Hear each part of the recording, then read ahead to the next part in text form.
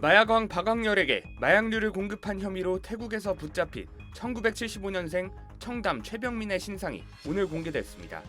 경기 남부경찰청은 오늘 오전 9시부터 다음 달 11일 오전 9시까지 한 달간 홈페이지에 최병민의 이름과 나이, 얼굴 사진 등 신상 정보를 게시한다고 밝혔습니다.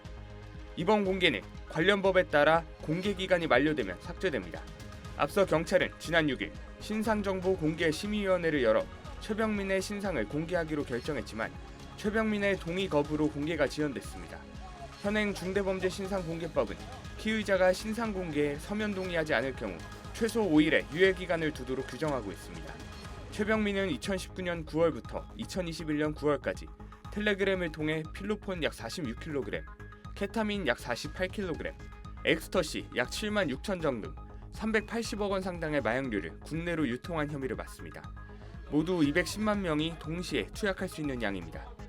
여기에는 전 세계로 불려온 박광렬에게 공급한 케타민 2kg, 엑스터시 3,000정가량이 포함되어 있습니다. 최병민은 서울 강남구 청담동을 일컫는 청담이라는 텔레그램 닉네임으로 활동하면서 비트코인 등 가상화폐를 받고 마약류를 판매했습니다. 그는 마약류 유통 수익으로 거액의 부동산을 보유하고 슈퍼카를 타고 다니며 호화 생활을 한 것으로 전해졌습니다. 경찰은 지난 3월 25일 필리핀에서 국내로 송환된 박광렬을 조사하던 중 최병민의 혐의를 확인한 뒤 태국 수사기관과 협조해 지난달 10일 최병민을 현지에서 검거하고 지난 1일 국내에 강제 소환했습니다. SBS 김지욱입니다. 경찰은 박광렬을 검찰에 송치하면서 텔레그램을 통한 광고와 판매, 소화전 등에 숨겨 거래하는 던지기 수법을 활용해 박 씨가 불과 1년 만에 소위 마약왕 자리에 올랐다고 설명했습니다.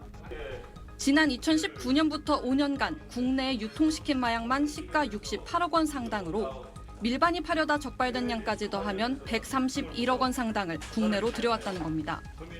19년 10월 탈옥하여 도피 생활을 하던 중 19년 11월경부터 텔레그램의 마약류 판매 채널 전 세계를 정점으로 하고 텔레그램으로 구매자들에게 마약을 판매하고 10년 전 필리핀에서 한국인 3명을 살해해 현지 교도소에 복역하면서도 휴대전화 등을 자유롭게 쓸 수 있었고 텔레그램상 지시를 통해 국내 마약 유통 조직을 만들고 관리한 걸로 경찰은 파악했습니다. 박 씨에게는 범죄단체 조직 혐의도 추가됐는데 연쇄 검거를 피하기 위해 조직원끼리 접촉하지 못하게 한 걸로 드러났습니다. 한국으로 송환되기 직전 휴대폰을 초기화한 박 씨는 증거가 명확하지 않은 혐의에 대해서는 공범 탓을 한 걸로 전해졌습니다. 또 국과수 감정 결과 박 씨 모발에서 필로폰 양성 반응이 나왔는데 필리핀 교도소 내에서 매월 한두 차례 흡입했다고 경찰에 진술했습니다.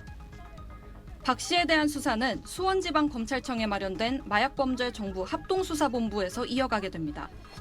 경찰은 추가 범죄 수익으로 추정되는 비트코인을 추적하는 등 여죄를 수사하고 해외 공급책 등 주요 공범들에 대해 검찰과 공동조사를 이어나간다는 방침입니다. SBS 이세연입니다. 한국행 비행기 탑승 직후 경찰이 수갑을 채우자 마약왕 박광렬이 불만을 제기합니다. 대한민국 국적기를 탑승했기 때문에 체포영장을 집행하도록 하겠습니다. 체포영장부터 발부받았던 경찰은 어제 한 차례 조사 이후 마약류관리법 위반 혐의로 오늘 구속영장을 신청했습니다. 박 씨는 재작년 6월 인천공항으로 커피 봉투에 숨겨들여온 필로폰 1.5kg과 재작년 7월 김해공항을 통해 여행용 캐리어로 필로폰 3.1kg을 밀반 입한 혐의를 받고 있습니다. 2019년부터는 서울, 부산, 대구 일대의 소화전과 우편함 등의 마약류를 숨기는 이른바 던지기 수법으로 지금까지 시가 30억 원 상당, 동시에 23만 5천 명이 투약할 수 있는 양의 마약을 국내에 반입 또는 유통한 혐의를 받습니다. 박 씨는 10년 전 필리핀에서 한국인 3명을 살해해 징역 60년을 선고받고 수감 중이었는데 교도소에서 만난 유통책 등을 통해 마약 범죄에 손을 댄 걸로 알려졌습니다.